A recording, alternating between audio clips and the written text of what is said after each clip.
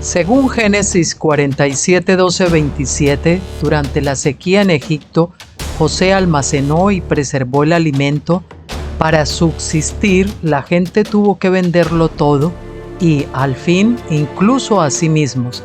Ese es el precio de vencer. Así es en este tiempo del fin, donde conseguir el alimento para entrar al reino y conquistar nuestra tierra, que es Cristo, formado en nosotros, nos costará renunciar a todo, incluso a nuestra propia vida. Pero a cambio de nuestro todo, tendremos su todo y reinaremos con él. Con ustedes, José. Hola, amados. Buenas tardes aquí en España. Pronto van a ser las 4:30, faltan un par de minutos, creo. Bueno, no, 5 minutos exactamente. El reloj de la cocina parece que está un poquito adelantado. Y bueno, martes, continuando con el capítulo octavo el capítulo octavo, con el libro octavo del estudio comentario bíblico de Apocalipsis del Dr. Stephen Jones. Y hoy pues vamos a estar viendo los capítulos 3 y 4, que también son dos capítulos bastante cortos, así que hoy también vamos a tener un poquito más de relajo, ustedes y yo, y con un poquito más de tiempo para otras cosas y quizás pues para ponerse al día si tienen audios por ahí pendientes. Y bueno, pues sin más, comencemos. Capítulo 3, el gran sábado o milenio, o el gran sábado milenial, podríamos decir también. En el libro de Apocalipsis, la frase 1000 años aparece 6 veces. Todo dentro del estrecho marco de Apocalipsis 20 del 1 al 7. Esto sugiere un periodo de 6000 años de historia hasta este momento, como para enfatizar la entrada en el gran sábado, es decir, el milenio. 6000 años y después el séptimo, el milenio, el de descanso. 6000 años y después los siguientes 1000 años de descanso. Siembra y cosecha. Además, Juan trata este milenio como un día de reposo. Vamos a ponerlo con... La ley ordenaba que los sábados fueran tiempos de descanso, de reposo. Durante los años sabáticos no se debía sembrar ni cosechar. Levítico 25 del 3 al 5 dice: 6 años sembrarás tu campo y 6 años podarás tu viña y recogerás su cosecha. Pero el séptimo año la tierra tendrá un sábado de descanso, un sábado para el Señor. No sembrarás tu campo, ni podarás tu viña, no segarás el renuevo de tu siega y no recogerás las uvas de tus vides sin podar. La tierra tendrá un año sabático. La resurrección es la forma en que Dios cosecha el fruto de la tierra, por lo que encontramos que hay 2 resurrecciones en Apocalipsis 20, una antes y otra después, pero no durante los 1000 años. Además, Dios prometió proveer abundancia en el 6º año para que el pueblo pudiera pasar el sábado sin tener escasez. En Levítico 25, del 20 al 21 dice: pero si decís, ¿qué vamos a comer el 7º año si no sembramos ni recogemos nuestras cosechas? Entonces ordenaré mi bendición para vosotros en el 6º año, de modo que producirá la cosecha para 3 años. Qué tremendo es el Señor. Este pasaje estaba hablando específicamente del 7º año sabático, que luego era seguido por un año de jubileo. Por eso Dios prometió bendecirlos con suficiente comida para 3 años, en lugar de solo para 2. En los otros 6 años, Dios los bendeciría con cosechas dobles para que les duren durante los descansos sabáticos de la tierra. El mismo principio se vio en el sábado semanal, cuando Israel recogía el doble de maná en el 6º día para pasar el 7º día. Éxodo 16, 22. Juan no lo menciona directamente, pero entendemos que Dios derramará su espíritu al final del 6º día milenario, al término de la era, para que tengamos provisión durante el gran milenio, el 7º gran día. La serpiente atada. Coincidiendo con el final de los 6 días de trabajo y el comienzo del gran sábado, la serpiente es atada por 1000 años. Esto es necesario porque cuando Adán y Eva creyeron la palabra de la serpiente se sometieron a su engaño. Al no poder pagar la restitución por su pecado, fueron vendidos como esclavos según la ley de Éxodo 22:3. Pablo dice más tarde en Romanos 6:16: ¿no sabéis que cuando os presentáis a alguno como esclavos para obedecerle, os presentáis o sometéis, sois esclavos de aquel a quien obedecéis? Les dice a los creyentes que antes de venir a Cristo eran esclavos del pecado, Romanos 6:17. Entonces, para liberar a la humanidad de su esclavitud causada por el pecado de Adán, se debe atar a la serpiente y evitar que engañe a las naciones durante el gran sábado. Pero una vez que ha pasado el 7º día, la serpiente es nuevamente liberada, porque esto es solo el final del primer sábado de la historia. Todavía habrá 6 sábados más antes del gran jubileo de la creación, donde todos serán plenamente reconciliados con Dios y donde cada hombre regresa a su herencia en Dios. Encender fuegos. En este gran sábado milenario, Dios también parece observar la ley del sábado que se encuentra en Éxodo 35:3. No encenderéis fuego en ninguna de vuestras habitaciones en el día de reposo. Por esta razón no leemos sobre el lago de fuego hasta después de que haya pasado el gran día de reposo. Apocalipsis 20 del 14 al 15.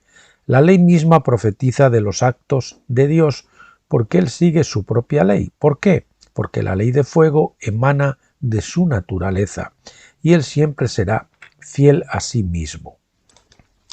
6 días y lino fino. Las leyes del sábado nos dan las piedras angulares de las leyes del tiempo, sobre las cuales se basan los ciclos de tiempo proféticos. Por lo tanto, Apocalipsis 20 habla de 1000 años, 6 veces para sugerir el final de 6000 años y el comienzo de un milenio sabático.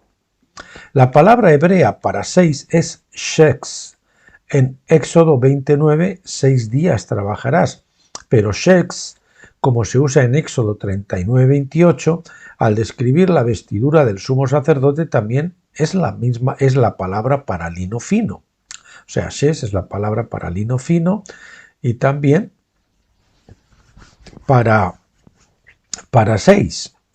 Esto sugiere que el lino fino de la novia de Apocalipsis 19 del 7 al 8 se le da a ella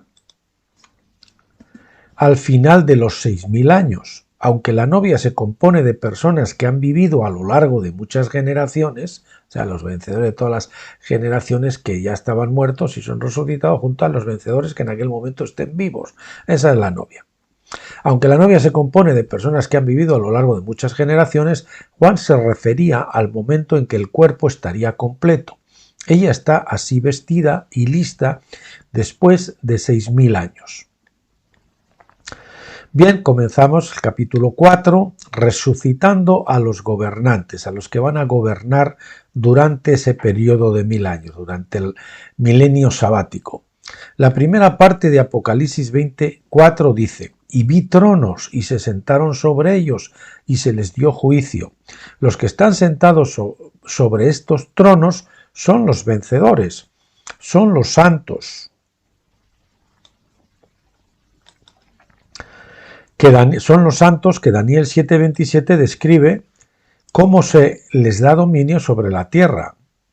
Sus tronos también se mencionan en Daniel 7:9.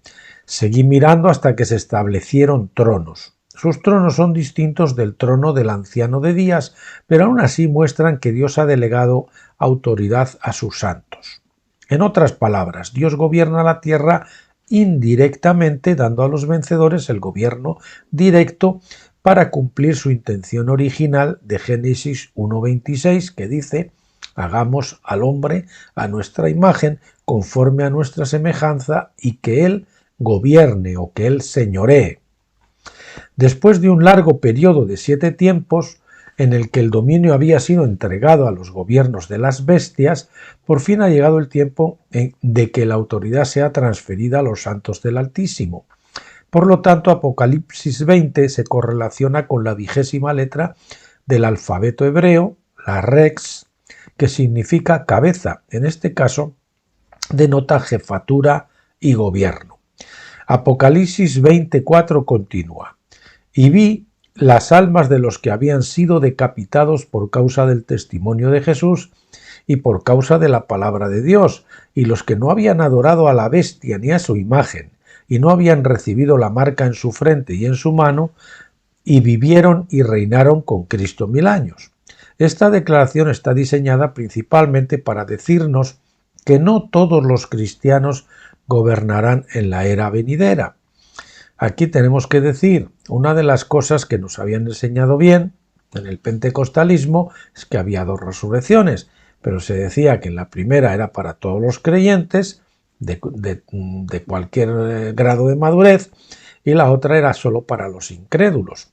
Sin embargo, pues dice que son los libros abiertos en la segunda, en la resurrección general, en la segunda resurrección, y dice que se abrieron los libros y el que no estaba inscrito en el libro de la vida fue lanzado al lago de fuego. Es decir, que nos está diciendo muy clara y muy nítidamente que hay creyentes en esa resurrección. Por lo tanto, esto deja muy claro, y por otra parte veremos un capítulo, creo que es el capítulo 6, que habla muy claro de la resurrección y de las dos resurrecciones. Deja muy claro que la primera resurrección es una resurrección exclusiva para los creyentes que han madurado durante su periodo de vida en la tierra, para los vencedores. Es decir, para la novia del Señor, no para todos los creyentes. Los tronos no se dan a los que tienen la marca de la iniquidad en la frente y en las manos. Si adoran a la bestia o a su imagen por amor al dinero, no están capacitados para el trono. No tienen que ser literalmente decapitados para calificar como vencedores, porque entonces incluso Jesús mismo sería descalificado. Necesitan dar muerte al viejo hombre y reemplazar su mente y su cabeza carnales y adámicas por el liderazgo de Jesucristo. Eso es ser decapitados simbólicamente. Cambiamos nuestra cabeza y nuestra mente carnal por la mente de Jesucristo. Una resurrección limitada, lo que les decía antes. Aquí no entran todos. Apocalipsis 20 del 4 al 6 dice: y vivieron y reinaron con Cristo 1000 años. Los demás muertos no volvieron a vivir hasta que se cumplieron los 1000 años. Ahí están incrédulos y creyentes que no han resucitado.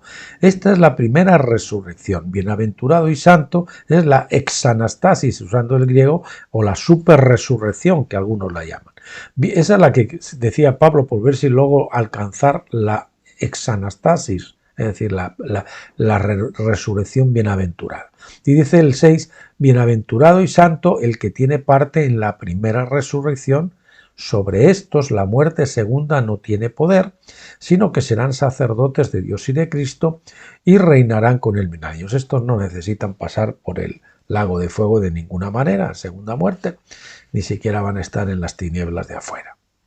Está claro por el versículo 5 anterior que esta es una resurrección limitada y que solo los creyentes resucitarán en ese momento.